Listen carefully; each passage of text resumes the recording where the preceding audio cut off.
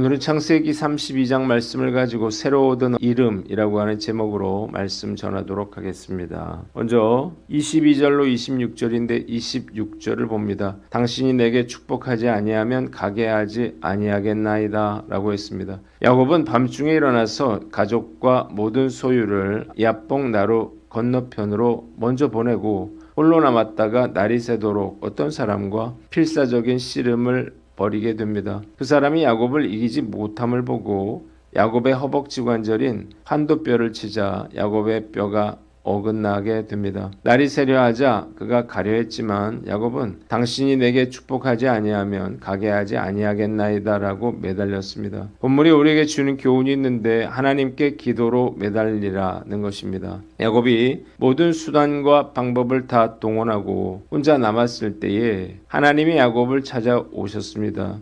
야곱은 목숨을 걸고 하나님과 기도로 씨름을 했는데 하나님이 그의 환도뼈를 치셔서 뼈가 골절된 상태에서도 하나님을 놓지 않고 당신이 내게 축복하지 아니하면 가게 하지 아니하겠나이다 라고 끝까지 매달렸습니다. 그가 이렇게 한 이유가 무엇인가요? 이 절체절명의 위기를 극복하는 것은 자신의 인간적인 노력이 아니라 전적으로 하나님의 손에 달려있다는 사실을 깨달았기 때문이에요. 이것이 야곱이 다른 사람들과 다른 점입니다. 야곱은 비록 인간적인 사람이었지만 어려움이 있을 때는요, 목숨을 걸고 하나님을 붙잡고 매달려 기도했습니다. 야곱은 인간적이었고 자기 꾀로 사는 사람이었으며 자신의 능력을 의지하고 속임수와 술수에 능했습니다. 이기적이었고 철저하게 계산적이었습니다. 신앙에도 문제가 많았어요. 거래신앙이고 기복신앙이었지만 그는 결정적인 순간에는요, 하나님을 철저하게 의지하는 믿음이 있었습니다. 결정적인 순간에 그는 하나님께 전적으로 매달렸다는 거예요. 날이 쓸 때까지 환도뼈가 위골되도록 하나님께 매달렸습니다. 단점도 수두룩했지만요, 이 모든 것을 커버하고도 남을 만한 하나님을 향한 철저한 믿음이 있었던 것입니다. 말씀 앞에서 과연 나는 어떤가 돌아봅니다.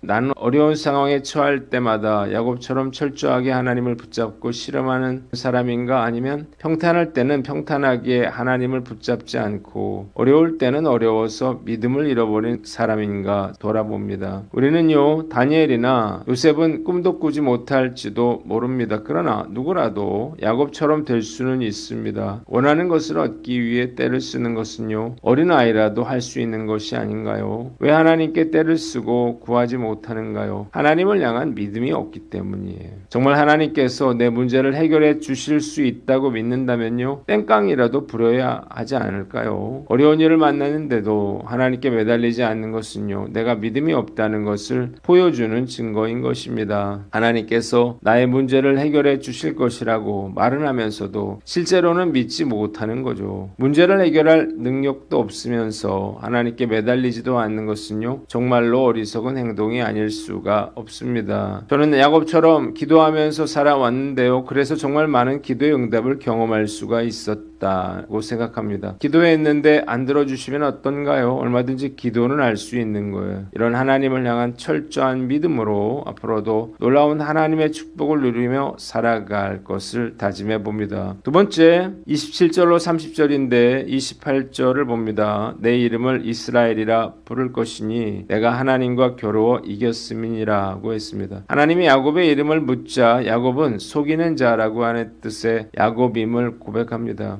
그러자 하나님은 내가 하나님과 사람과 겨루어 이겼으니 이제는 야곱이 아니라 하나님과 겨루어 이김이라고 하는 뜻의 이스라엘이라 부르라고 말씀하셨습니다. 야곱이 하나님의 이름을 묻자 하나님은 대답 대신에 야곱에게 축복을 베풀어 주셨습니다. 야곱은 내가 하나님을 보고도 죽지 않았다면서 그곳 이름을 하나님의 얼굴이라고 하는 뜻의 브니엘이라고 지었습니다. 본문이 우리에게 주는 교훈이 있는데 은혜를 받았다면 변화된 삶을 살라는 것입니다. 야곱은 속이는 자라고 하는 뜻의 그의 이름처럼 형의 장자권을 빼앗았고 아버지를 속여서 축복을 받아냈었습니다. 그런데 하나님은 그의 이름을 하나님과 겨루어 이겼다는 뜻의 이스라엘로 바꾸어 주셨어요. 새로운 사명과 정체성을 허락해 주시는 것입니다. 그는 이제 그의 이름처럼 하나님과 더불어 사는 축복의 삶을 살게 되었습니다. 야곱이 하나님과 겨루어 이겼 이겼다는 것은요, 하나님을 힘으로 굴복시켰다는 뜻이 아니에요. 자신의 연약함을 깨닫고 끝까지 하나님의 바짓가랑이를 붙드는 영적인 갈망에서 승리했다는 뜻입니다. 야곱은 자신의 꾀로 살아가는 자가 아니라 하나님의 통치를 받으며 하나님과 함께 세상을 이겨나가는 축복의 통로가 되었습니다. 장발장은요, 빵 한 개를 훔친 죄로 감옥살이를 하다가 출소한 후에 사회에 대한 적개심과 분노를 느낍니다. 날씨는 춥고 배는 고프고 그는 아무 데서도 환영받지 못했어요. 갈 곳이 없는 그는 결국 성당을 찾아갑니다. 신부님은 그에게 배불리 먹을 것을 주었고 따뜻한 잠자리를 주었습니다.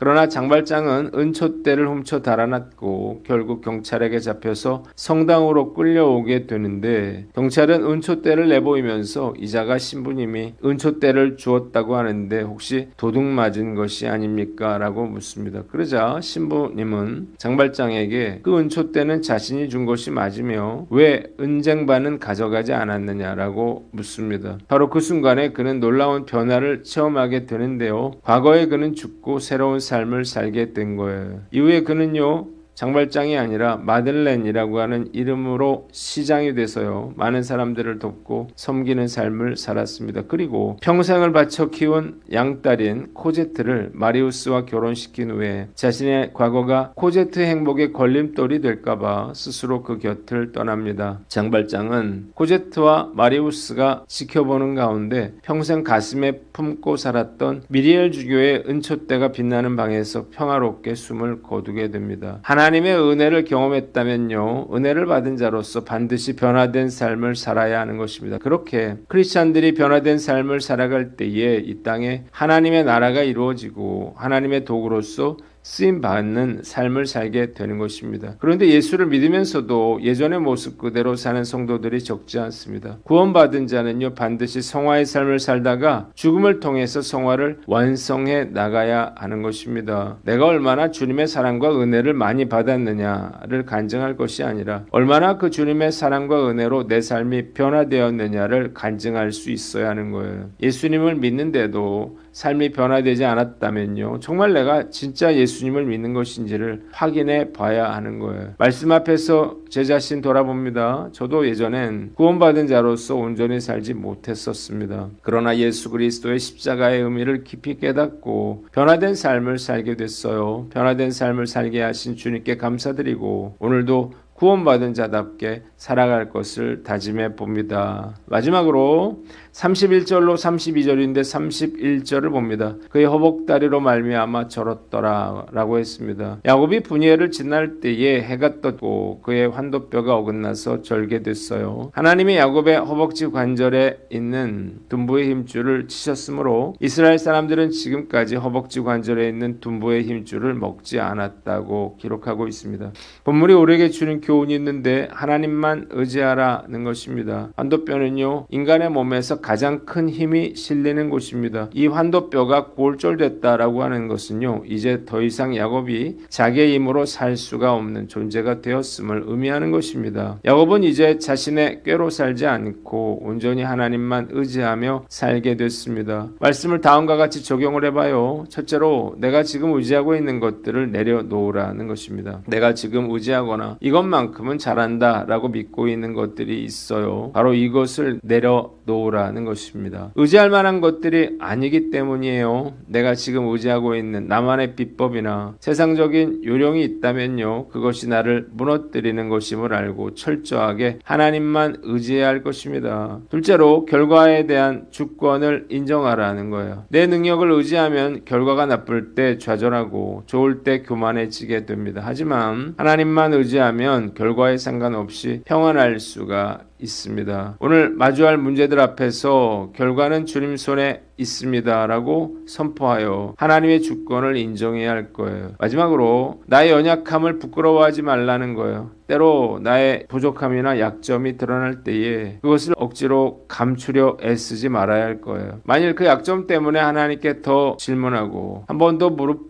꿇게 된다면요, 그것은 오히려 하나님의 능력이 나타나는 통로가 될 수 있는 것입니다. 저는 결코 저의 능력을 의지하지 않습니다. 왜냐하면 제 힘으로 할 수 있는 일이 없다는 사실을 너무나 잘 알고 있기 때문이에요. 지금까지 다 하나님의 은혜로 살아왔고 앞으로도 그 그 은혜로 살아갈 거예요. 지금까지 놀라운 은혜를 베풀어 주신 하나님께 감사드리고 철저히 하나님만 의지하며 살아갈 것을 다짐해 봅니다. 기도하겠습니다. 하나님 아버지, 하나님께 기도로 매달리고 변화된 삶을 살며 철저히 하나님만 의지하며 살게 하여 주시옵소서.